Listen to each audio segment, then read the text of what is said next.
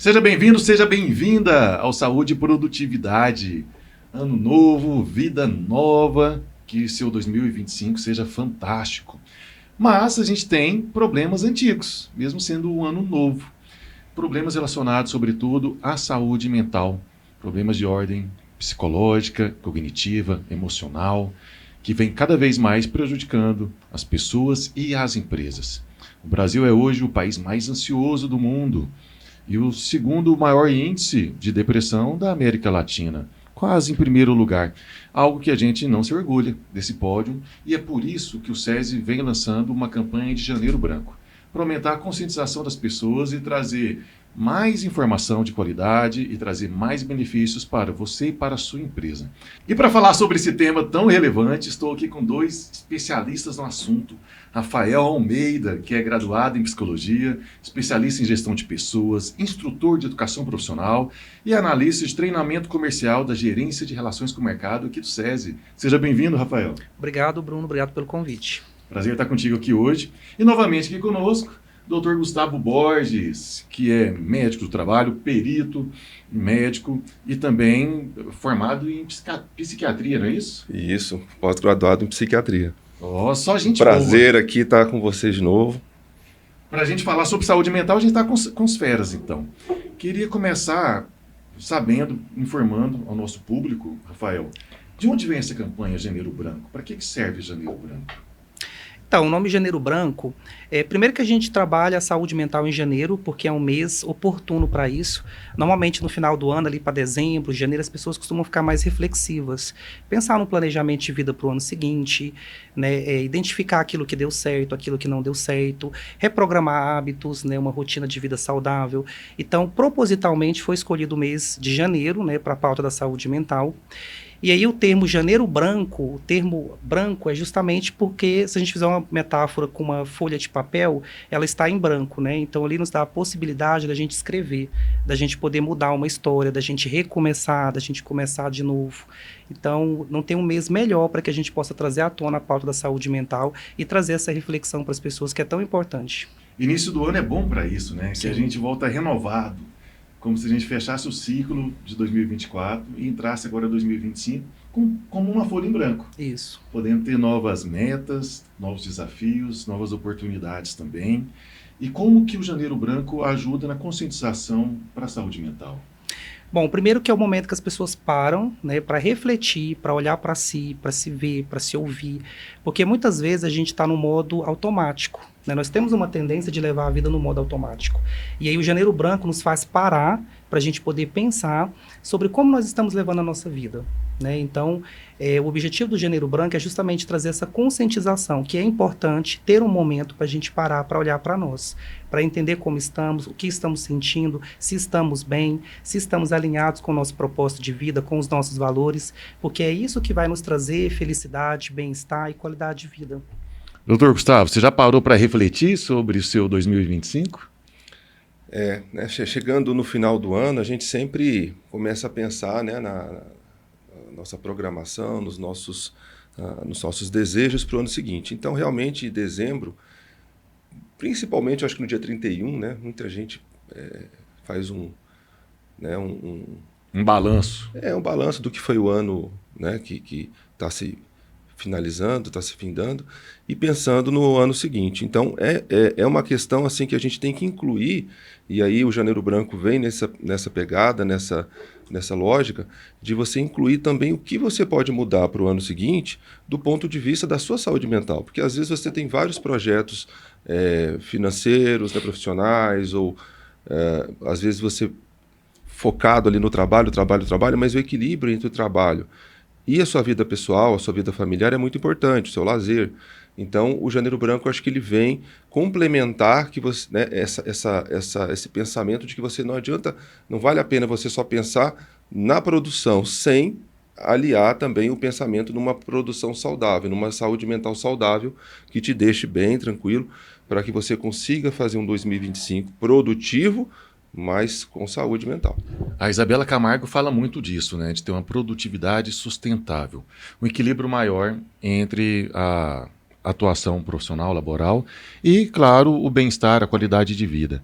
É possível ter esse equilíbrio diante de tantas metas, tantos desafios? A gente sempre fala que o que é o ideal, né? O ideal é a gente buscar isso, é a gente atingir, mas o que a gente orienta sempre é você estar buscando.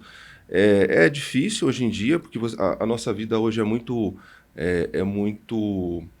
a corrida, você tem muitas informações o tempo todo, é WhatsApp, é Instagram, é e-mail, é telefone, você com várias pessoas do trabalho, da vida pessoal. Então, assim, se você pensar no passado, há 50 anos atrás, quando a gente não tinha celular, não tinha mídias... Era uma paz, a felicidade. Então, hoje a gente tem muita conexão. Sim. Isso faz a gente pensar, tomar muita decisão. Se pensa há 50, 70 anos atrás, que as pessoas, na maioria, moravam na zona rural, quantos raciocínios e tomadas de ação ela tinha por dia? Muito menos do que hoje. Hoje a gente tem que raciocinar e tomar uma ação, raciocinar e tomar uma ação o tempo todo, seja em qualquer dessas mídias. Então aí vem muita questão do burnout e outros estressores que são associados a gatilhos de transtornos mentais. Então a gente tem que repensar uma forma de minimizar as questões que você tem, as atividades que você tem no dia a dia. O que você puder minimizar, né? Aí vem o minimalismo. Será que eu preciso fazer tudo isso? Será que eu preciso responder todo mundo naquele momento? Será que eu tenho que o tempo todo ficar interagindo no Instagram, no WhatsApp, postando isso, aquilo? Será que eu não consigo reduzir a velocidade, né, do meu trabalho mental, a quantidade de ações que você toma no dia a dia? Isso é uma coisa que vale a pena a gente pensar para 2025. Eu gosto muito de um livro que ele virou a minha chave, né, no trabalho, que é o Essencialismo. Né? Exatamente. A vida pede por menos, em que, de forma geral, ele leva um conceito de que você ser produtivo não é você fazer mais. É você fazer a coisa adequada quando ela tem que ser feita. Muitas vezes, para você ser mais produtivo, você tem que ser mais assertivo e isso requer que você faça menos. É um contrassenso, porque eu trabalho muito com produtividade, parece que a gente tem necessidade de estar sempre ocupado e super demandado, e quanto mais faz, mais produtivo é, mas na verdade isso só gera um cansaço maior, na verdade isso só gera um desgaste e nem sempre gera o melhor resultado. Como você bem falou, está muito em escolher, às vezes, dar um slowdown, baixar um pouco a velocidade, a pressão e atuar com mais precisão para ser mais assertivo também no trabalho. Rafael, você que lida com gestão de pessoas, você encontra muito desses problemas com as equipes que você atua? Sim, eu acho que hoje, né, um problema latente que a gente está enfrentando é justamente o adoecimento no trabalho. Então, a pauta da saúde mental tem ganhado força nos últimos anos, né, e hoje muitas empresas estão percebendo a necessidade de investir em saúde mental, porque de fato compromete a produtividade. Se a pessoa não está bem, se ela não se sente bem, isso vai interferir no quanto ela consegue se comprometer com o negócio. Isso é fato. Então, investir em saúde mental é investir no negócio. É investir na empresa também, né? Porque vamos pensar que a empresa são processos, pessoas e tecnologia. Se a gente pensar num tripé de uma forma mais simples. Então, se tem pessoas na organização, é preciso cuidar das pessoas para cuidar do negócio. E as pessoas estão, de fato, adoecendo. A gente tem números muito altos de adoecimento por síndrome de burnout, ansiedade, né? O TAG, o transtorno de ansiedade generalizada. E outras psicopatologias que surgem em decorrência do trabalho. E aí é importante abrir um parênteses aqui, Bruno, e explicar também que muitas vezes não é só a relação de trabalho em si que causa o adoecimento. Normalmente é a soma de várias situações que acontecem na vida desse indivíduo de uma forma geral. Então, situações da vida pessoal, do relacionamento, da família, dos amigos, a somatória de tudo isso, e muitas vezes o trabalho é só o estopim. Sim. É onde a pessoa realmente não dá conta, não consegue suportar, não consegue conter aquela tensão, e extravasa e acaba adoecendo. Né? Mas quando a gente chama essa pessoa para conversar, para um processo psicoterápico, para entender o que está acontecendo, a gente percebe que é muito além do trabalho. Então, mais uma razão para que as pessoas possam parar no Janeiro Branco, né, para fazer essa reflexão, para olhar para si, para entender o que está dando certo, o que não está dando certo, e para repensar mesmo de que forma que eu estou levando a minha vida. Às vezes a gente está muito automático, e a gente precisa desconectar o automático e voltar para o manual. E até também fazer uma reflexão se o trabalho que eu tenho hoje faz sentido para o meu propósito de vida também. Sim. é muito importante estar alinhado com os valores da empresa. Se eu estou num ambiente que eu não me identifico com a cultura, com os valores daquele lugar, isso mais cedo ou mais tarde vai trazer um adoecimento, né? Então é importante que as pessoas façam essa reflexão também. Rafael, e na prática, isso tem ocorrido? Porque é claro que determinada faixa da sociedade consegue escolher o seu trabalho e consegue falar, opa, essa empresa não é legal para mim, eu vou mudar para uma outra empresa na qual eu sou mais conectado com o meu propósito, na qual eu vou sentir um bem-estar melhor. Mas tem muita gente que trabalha por necessidade e aonde dá. Como que essa pessoa que está às vezes numa faixa mais baixa pode atuar para sentir mais motivação, engajamento e ter menos estresse no trabalho? Eu acho que tudo depende, Bruno, do olhar que a gente tem. De Legal. repente, hoje eu não estou no lugar onde eu gostaria de estar, mas de repente é meio para chegar onde eu gostaria de estar. Né? Então, trabalhar muito a nossa resiliência, que é a nossa capacidade de nos adaptar às pressões, às adversidades, de passar por tudo isso, mas de conseguir se manter bem, de conseguir se manter saudável, ressignificar aquilo que está trazendo sofrimento, está trazendo dor. Porque, de fato, na vida a gente passa por muitas empresas, por muitas... e nem sempre a gente está satisfeito com aquilo que a gente tem no momento. Mas, de repente, é um caminho para chegar onde nós queremos, né? Então, muito depende da leitura que a pessoa faz, de como ela se vê naquele lugar. E aí, mais uma razão, né, para as pessoas poderem investir na saúde mental, para trabalhar isso em psicoterapia, para conseguir fazer essas reflexões, porque é o olhar que vai determinar como a gente consegue permanecer ou não nos ambientes. Às vezes é preciso mudar o olhar. Perfeito, isso é essencial. Até porque a gente não vê o mundo como ele é, a gente vê o mundo como nós somos, né? Tudo depende do repertório que a gente tem. Então, se a gente também altera o nosso repertório, é possível alterar o contexto e a forma com que a gente percebe e enxerga situações. Eu citei o livro Essencialismo, que é do Greg McQueen. Você citou Resiliência, eu vou já citar um outro livro, que é o Antifrágil, que é do Nassim Nicholas Taleb. Né, enquanto a resiliência, né, é um termo até emprestado da física, na qual os objetos materiais eles voltam ao seu estado natural anterior depois de uma pressão. O grande exemplo é a mola. A mola está em determinada situação em repouso, você estica, tem uma tensão, mas depois ela volta a seu estado natural. No antifrágil, a metáfora está mais relacionada como se fosse um músculo que você desenvolve. Você tem uma carga, você tem um estresse, só que quando você volta ao estado, você não volta ao estado natural, você volta ao estado um pouquinho melhor. Né? Como na academia você está treinando o bíceps, força, força, força, quando você volta ao repouso ele já está um pouquinho maior. E é necessário a gente estar procurando esse desenvolvimento constante, né, Rafael, para a gente também conseguir ter uma vida profissional que faça sentido para a gente, até pensando no futuro. Sim, e aí pegando esse gancho, Bruno, eu acho que é muito importante a gente esclarecer o conceito de saúde mental. Legal. Porque muitas pessoas acham que saúde mental significa estar bem e não sofrer, não estar em sofrimento. Se a gente for analisar a vida por uma perspectiva holística, né, ampla, nós passamos por altos e baixos o tempo todo. Então a gente não está bem o tempo todo, a gente não está sorrindo o tempo todo, tem dia que eu estou bem, tem dia que eu não estou bem. Então o que é saúde mental? Ter saúde mental significa que eu passo por tudo isso, por essas oscilações, tem dia que eu estou bem, tem dia que eu não estou, passo por um aborrecimento, um constrangimento, uma situação de sabor, mas eu consigo elaborar isso, eu consigo ressignificar isso e eu consigo me manter equilibrado. Então, saúde mental é a capacidade que nós temos de passar pelas adversidades, pelas dificuldades, pelos problemas que são comuns da vida, mas conseguir nos manter equilibrados, não padecer, não sucumbir ao sofrimento.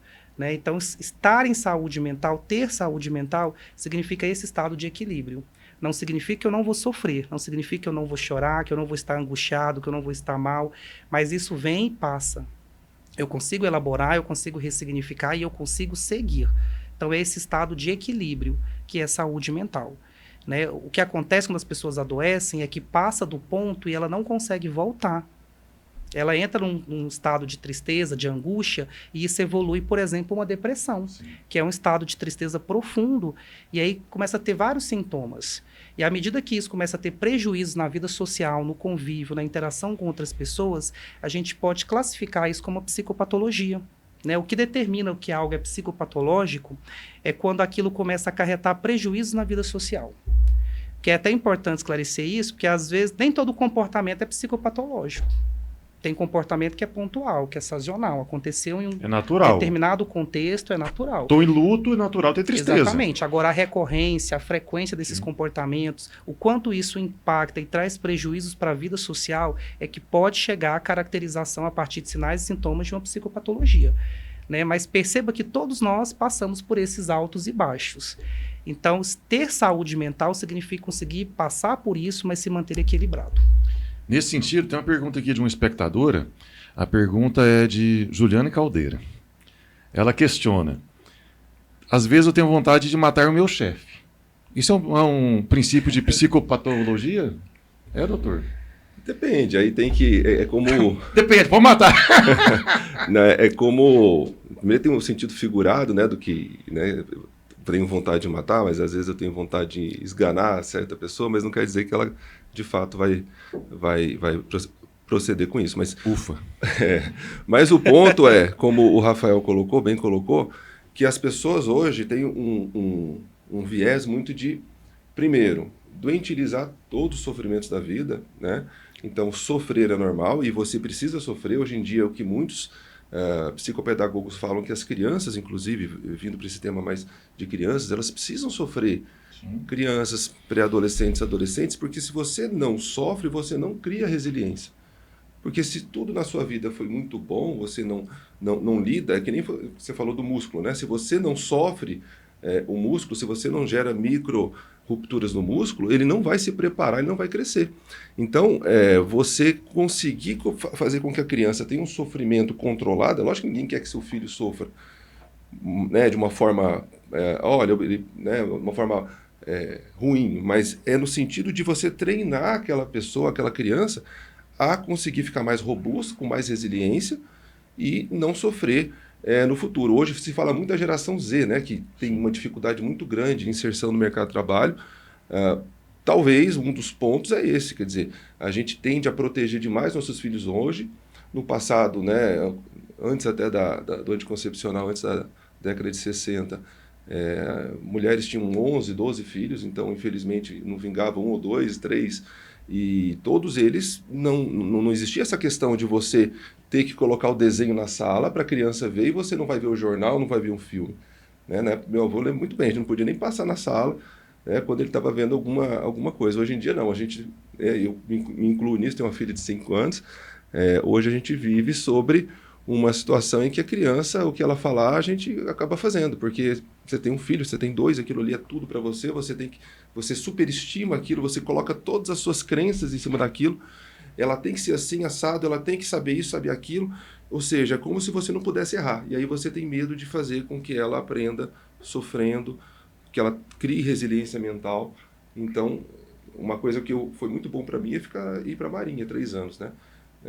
Quando me formei em medicina, eu tinha adiado a minha apresentação para o Exército, para a Marinha Aeronáutica, e fiquei na Marinha 3 anos como militar. Acordava 4 da manhã, sirene, corria na praia de noite, aquela coisa toda. Me fez ser um homem melhor. Então, voltando a essa questão, a gente precisa fazer com que as nossas crianças criem resiliência mental, como um músculo, né? Como o Rafael bem colocou, e você também. Sobre essa questão de matar o chefe, né? Acordei, né? Fui trabalhar, dei de cara com o meu chefe, de repente não estou num dia legal, e aí pairou um pensamento aqui quero esganar esse chefe, né? Quero enforcar esse chefe. Isso Ainda bem que ela não alcança. Ainda bem que está no plano do pensamento, né? Não veio para o mundo material. Isso acontece porque depende muito do estado da experiência que você teve com aquele gestor, né? Nós somos seres emocionais, então nós sentimos, né? E muitas vezes nós não conseguimos regular os nossos pensamentos frente ao que nós estamos sentindo. Então isso é normal, isso é um quadro que acontece. O que não pode é se concretizar, né? A pessoa ir lá e fazer. Mas aí a pessoa ela volta para o racional. Porque a saúde mental é justamente esse jogo de estar equilibrando sempre razão e emoção.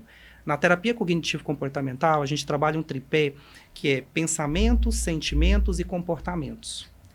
O que eu penso vai influenciar os meus sentimentos, vai gerar sentimentos em mim, e eu vou ter comportamentos decorrentes desses sentimentos.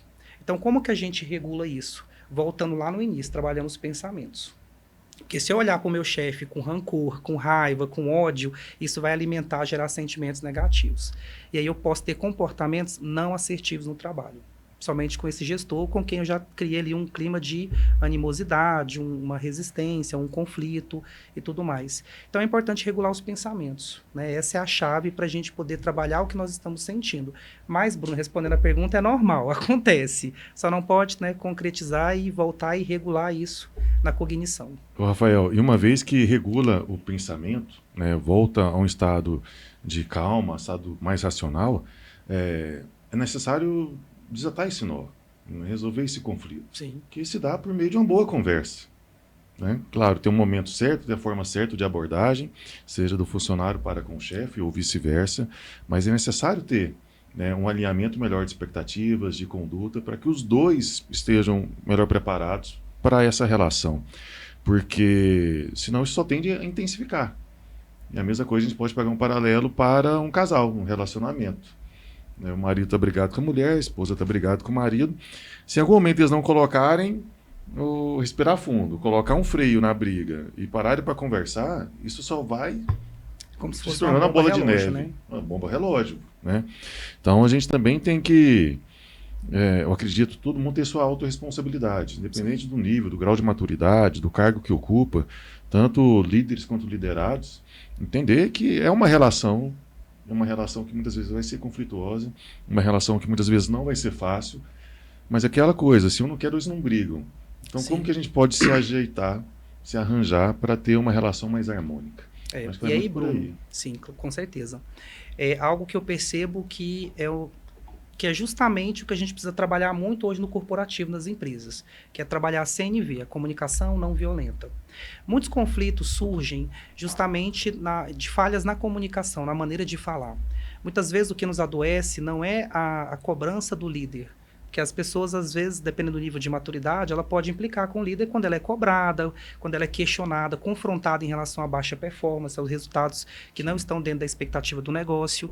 E o líder, ele está certo, ele precisa cobrar, está nesse lugar de fazer esse acompanhamento, mas às vezes eu percebo muito, e isso é uma vivência minha, nas minhas experiências, né, na área de RH, na área de gestão de pessoas, que às vezes se erra na forma de falar. Sim. Né, de como abordar o assunto, de como conduzir, porque hoje eu percebo que as comunicações estão muito agressivas. Né? E aí vai criando esse sentimento de querer matar meu chefe, de querer ir lá enforcar. Então é importante a gente repensar e olhar para a nossa comunicação. Como nós estamos nos comunicando com as pessoas. Porque a comunicação é a chave dos relacionamentos saudáveis. E aí, nesse sentido, hoje a gente trabalha muito a comunicação não violenta, que também é chamada de comunicação empática, que é eu falar com você, Bruno, mas pensando assim, no impacto que as minhas palavras, que o tom de voz que eu estou utilizando, que aquilo que eu estou transmitindo tem sobre você. E se eu pudesse trocar de lugar, né, e ser o ouvinte, como eu receberia isso? Né? Então, a comunicação empática, ela ajuda muito os líderes a melhorar o relacionamento com as equipes. E é algo que tem que ser praticado por todos dentro da organização. Porque pessoas adultas precisam saber conversar de forma civilizada, com responsabilidade, cada um entendendo o seu papel. Porque ali é uma relação contratual que existem obrigações para ambas as partes. Então, o colaborador, ele tem sim o dever de performar, né? Isso faz parte. E quando isso não acontece, ele precisa sim prestar contas, explicar o que está acontecendo, mas eu vejo que os ruídos surgem na comunicação, na maneira de abordar, na maneira de se relacionar. Né? Então, hoje a gente tem trabalhado muito nas empresas o tema comunicação não violenta. Isso é fantástico, que ajuda muito. Não, necessário, e é uma construção, né, que é algo relativamente novo nas empresas. Eu acho que está todo mundo, muita gente ainda construindo e crescendo e se conectando a essa temática. Mas qual que é a dica para um líder que tem 500 liderados, ou seja, um time grande, e cada liderado costuma ser diferente um do outro, né? Cada pessoa costuma ter sua individualidade. Ele tem que ter 500 abordagens diferentes. Aí nós defendemos o modelo de liderança situacional, que é uma liderança que olha para a situação e para o nível de maturidade do colaborador. Tem colaboradores que estão em nível de maturidade baixo, que requerem uma abordagem mais de comando, de direção. Então eu vou utilizar uma linguagem com eles mais direta. Já tem colaboradores que estão em um nível de maturidade que têm necessidades afetivas maiores. Pessoas que, de repente, precisam de mais apoio, de mais estímulo, de se sentir parte, de serem valorizadas, reconhecidas, estimuladas de uma forma positiva.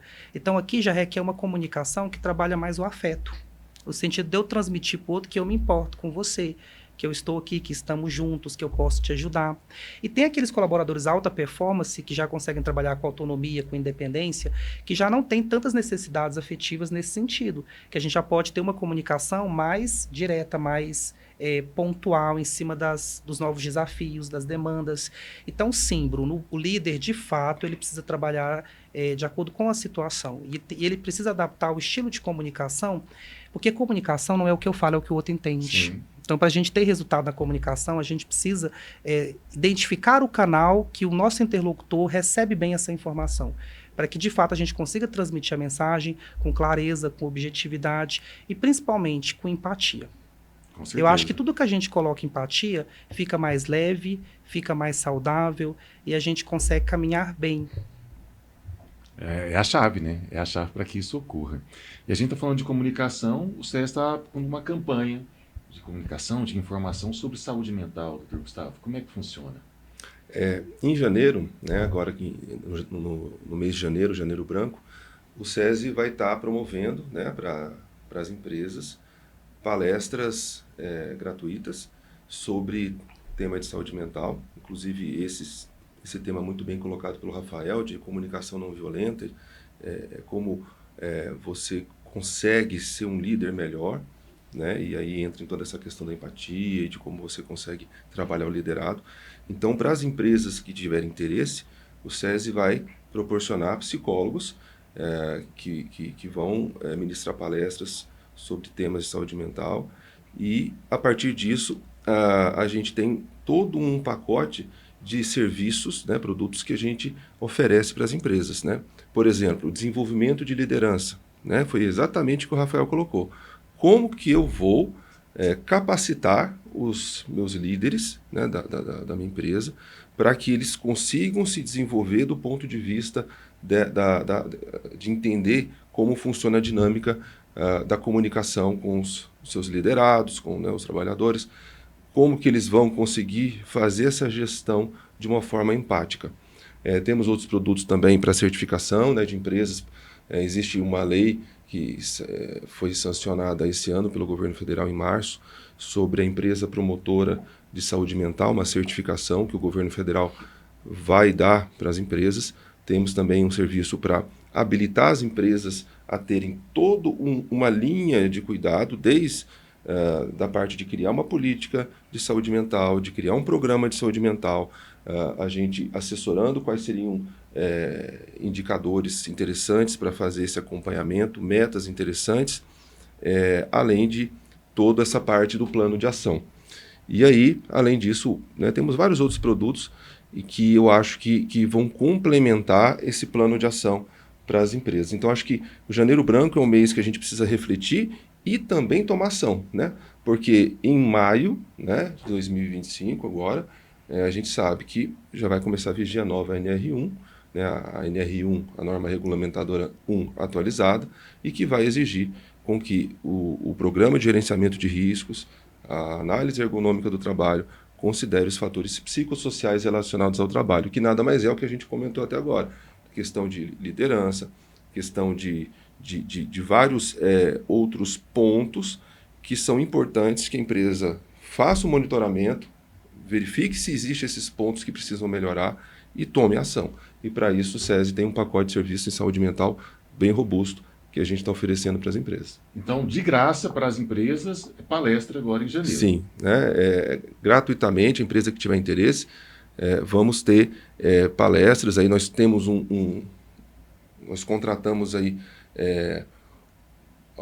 uma quantidade de psicólogos bem robusta que vai fornecer, né, vai prover essa possibilidade de ter palestras gratuitas nas empresas para que seja talvez o ponto inicial que a empresa consiga trilhar um caminho de promover saúde mental no ambiente de trabalho.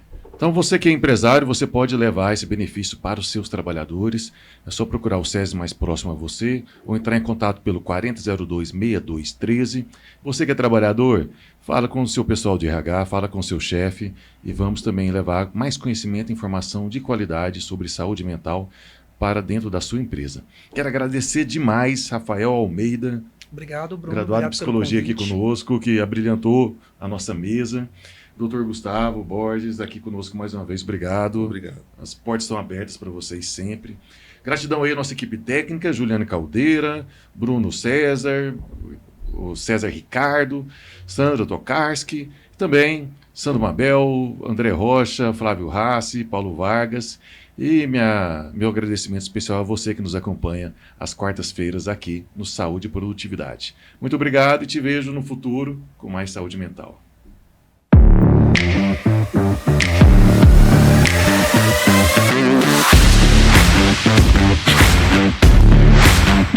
back.